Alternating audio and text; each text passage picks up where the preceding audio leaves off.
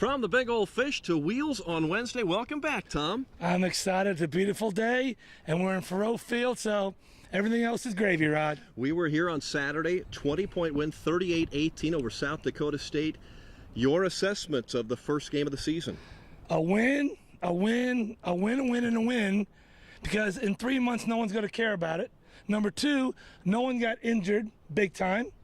And number three, Matty Mock got to play 4 quarters of a football game. We got some good runs in. The defense gave up some plays, that draw play up the middle. They'll shore that up.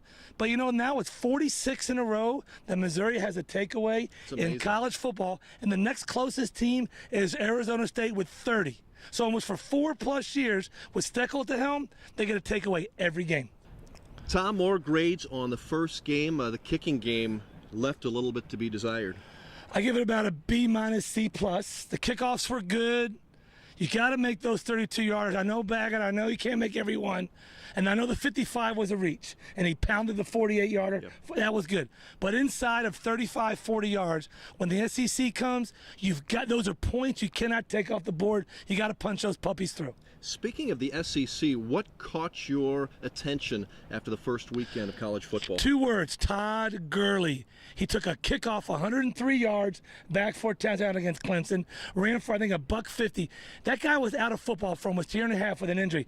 He is on a mission. He is going to be my secret weapon to win the Heisman. No one's talking about him, but after watching what he did at Clemson, it's going to be hard for Missouri to stop. He is a beast, Rod. And the Tigers will get to see Todd Gurley. They'll also get to see a guy named Kenny Hill.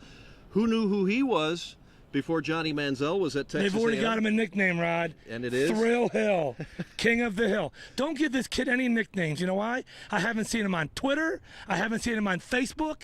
And I tell you what, he threw for more yards in his first game than Johnny Manziel did. He threw for 5 and 11. Now, we thought they were going to be bad. They lost their 2 tackles, their running back, their quarterback, their receiver. They look better than they did last year. And they went to South Carolina, the team that's supposed to be winning the East, and blew them out. It was a backyard, hit-in-the-face brawl with a 2x4. They look good. We are talking about Texas A&M. How about Alabama? They escaped with a victory. Are the Tide as good as what people thought they were going to be? They're still kind of in a quarterback quandary right now. We still haven't. Listen, the SEC hasn't started. It is Alabama's to lose. But what I'm telling you is, watch out for Auburn. Just watch out for them. LSU looks okay. They don't have a quarterback yet. But I tell you, what's going to do some damage in the West?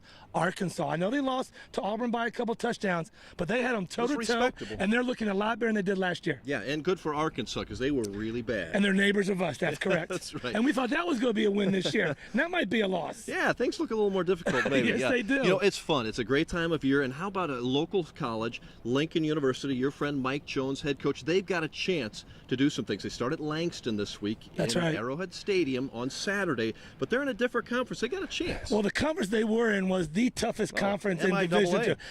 In the country. Every year, 1 or 2 teams goes to the championship. They're in the Great Lakes division, the region. And Mike, it's not a step down. You just got to get your program up. If you go 500 this year, I can't recall last time, Rod, Mike Jones's team or Lincoln was that would be a great season. It would be a huge successful season, and I could see that happening. I think it could. All right, let's talk some baseball now. We've got the Cardinals and Royals playing well. Cards win today, and a 9th inning rally. And how about the Royals? First place, Kansas City Royals going into the night. The only thing that scares me is these kids, they don't know how to hit. They've never been in first place before. But Ned Yost is keeping the team loose. The pitching is great. Guys are coming out of the woodwork, making plays. I see at least one play every night on SportsCenter from a Royals, whether it's an outfielder or infielder. Just hold the ship, guys. There's about 25 games left. If you win maybe 17, 18 of those games, you'll win your division. Wouldn't that be something? That'd be awesome. You know, right here at Faroe Field, I remember you making a long kick a few years back. How long was that thing? I think it was 75 yards, Rod. Yeah, a little bit less than that. How far can you go now? I went 50 on Sunday with my boy. You were not even warmed up, you said. I just went out there. And 50? He goes, Dad, go. I don't want to show you up, Brady, but all right, Jack went through from 50. So you and think I'm going to challenge you to a kicking contest. And, of course, you have to kick left-footed. Left-footed, and I'll still beat you anyways. Yeah, you're probably right. Yeah.